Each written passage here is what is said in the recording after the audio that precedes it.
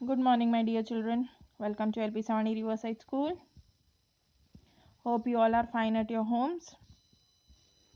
Okay, let us start our extra classes from today of English. The lesson's name is The True Story of Smokey Bear. ये पहले ही पढ़ाई हुई lesson है, right? तो देखते हैं हम लोग, फिर से मैं आपको एक्सप्लेन करती हूँ एक बार ये स्टोरी, ताकि आपको अच्छे से लर्न हो जाए. So let us start the story. So मैं आपको शॉर्ट में ही समझा रही हूँ ये स्टोरी. ये एक स्टोरी है बैर की, राइट? ए लिटिल ब्राउन बैर की. सो मई का महीना था और बहुत बहुत ही गर्मी थी. डियर रेस्ट कर रहा था पाइन ट्री के नीचे, और ट्रॉट मतलब एक तरह की फिश, वो बैंक के नीचे मतलब स्ट्रीम्स में छुप रही थी, क्योंकि उनको ठंडक लगे इसके लिए वो नीचे छिप रही थी. बटरफ्लाइज भी रेस्ट कर रही थी. और एक छोटा सा ब्राउन बैर, वो अपनी मम्मा से दूर हो गया. जो उसकी मम्मा वहां पे सो रही थी, वो वहां से दूर चला गया, क्योंकि उसे खेलना पसंद था, वो भी ग्रीन गार्डन में. और ड्राई हीट मतलब एकदम से बहुत ही ज़्यादा गर्मी की वजह से वहाँ पे जो ग्रीन कलर का ग्रास था वो पूरा ब्राउन हो चुका था, क्योंकि सारे पत्ते सूख गए थे.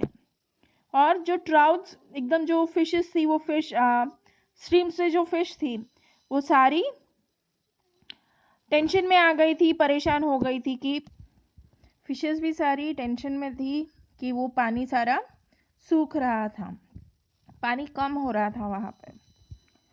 और जहाँ पे फॉरेस्ट में जो ठंडक थी वो सारी अब नहीं रह रही थी, क्योंकि सारे पत्ते वगैरह, लीव्स वगैरह झड़ गए थे. और जो भी वहाँ पे हवा आ रही थी, चल रही थी, वो भी बहुत ही गरम गरम हवा आ रही थी वहाँ पे. और फॉरेस्ट पूरी तरह से बर्बाद होने की तैयारी में था. और एक दिन एक आदमी वहाँ से जा रहा था, उसने माचिस की तीली वहाँ पे डाल दी, जिसकी वजह से एक छोटी सी आग, छोटा सा माचिस की तीली ने पूरे फॉरेस्ट में आग लगा दिया, क्योंकि हवा चल रही थी और जो पूरे सूखे पत्ते थे, जिसकी वजह से आग ने जल्दी तरह से पूरा फॉरेस्ट को पकड़ लिया था. फिर उसके बाद पूरा फॉरेस्ट बहुत ही बुरी तरह से जल चुका था.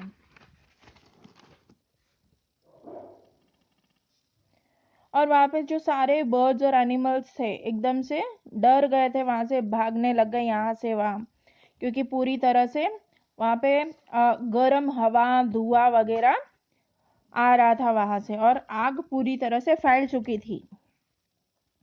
किसी को लगा वहाँ पे किसी कोई जल गया था, कोई जितना जल्दी भाग सकता था उतना जल्दी भागा वहाँ से.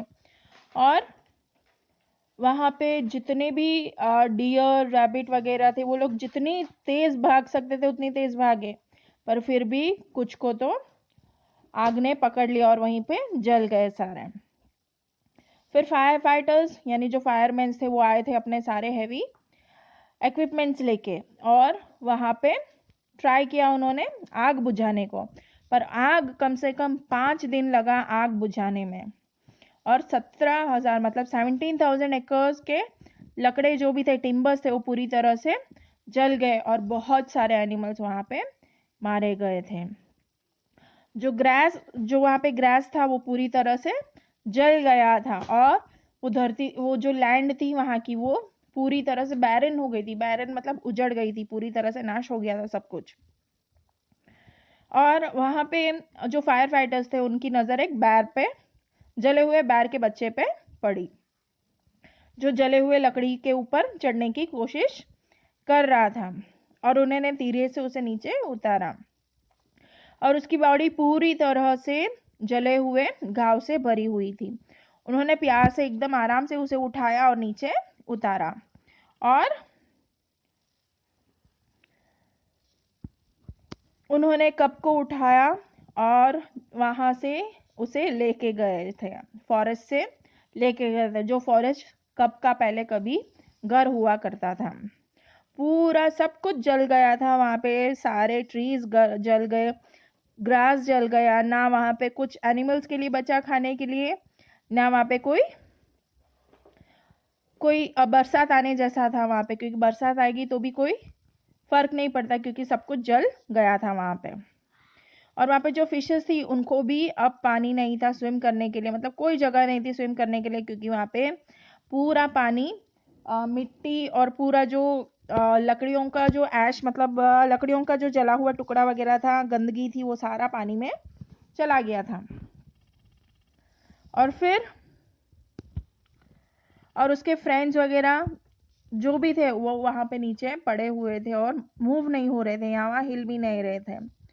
और वो जैसे ही उनके पास गया उसे पता चला कि वो सारे मर चुके हैं। और फिर उसे तुरंत ही याद आया कि उसकी मम्मा भी थी, उसकी मम्मा शायद उसे ढूंढ रही होगी, कहाँ गई उसकी मम्मा। तो फिर शायद वो मर गई या फिर कहीं जिंदा है, मुझे ढूंढ रही होगी, ऐसा सब कुछ उसको ख्याल में आया, उसको ध्यान में आया कि मम्मी मम्मा कहाँ पे होगी। तो उसे कुछ नहीं पता था। फिर वो बैर के आंखों में से टीयर्स, मतलब आंसू निकलने लग गए। तो उसे लगा कि अब वो उसकी मम्मा को कभी भी देख नहीं पाएगा, कभी भी देख नहीं मिल पाएगा उससे, और ना ही वो कभी भी यहाँ पे फॉरेस्ट में फिर से आ सकेगा जो उसका घर हुआ करता था। अब ये पता नहीं कहाँ लेके जाएगी, ये सारे उसे कहाँ लेके जाएंगे। अब ना मेरे पास कोई अच्छे फ्रेंड्स होंगे, ना मैं किसी को मम्मा बोल पाऊंगा, ऐसा उसने कब ने कहा। और फिर वो जो फायर फाइटर्स उसको लेके गए उसे वेटेरेनियंस, मतलब जो एनिमल्स को ट्रीट करते हैं, जो एनिमल्स का देखभाल करते हैं, उसको उसके पास दिखाने के लिए लेके गए और उससे अच्छे से बैंडेज वगैरह करवाया और फिर उसे खाना वगैरह दिया और बहुत प्यार से उसके साथ रखा।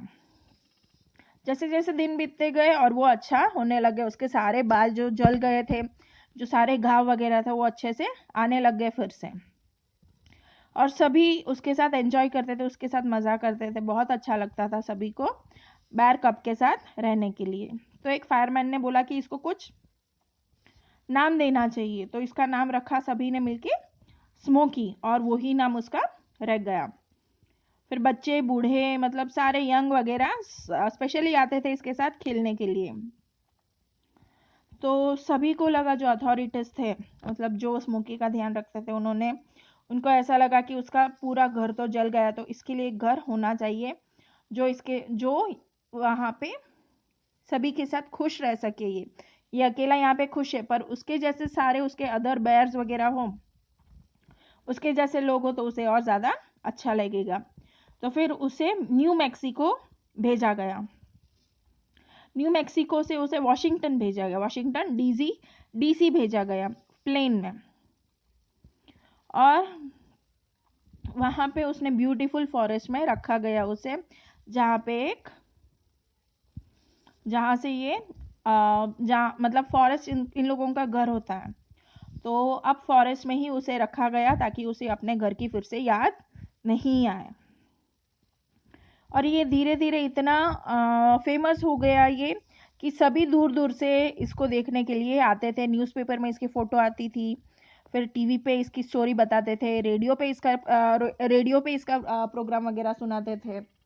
सब कुछ अच्छे से, मतलब सभी लोग इसको इतना चाहने लग गए, इसको इतना फेमस बन गया था ये कि इसको सभी देखने के लिए दूर दूर से आते थे।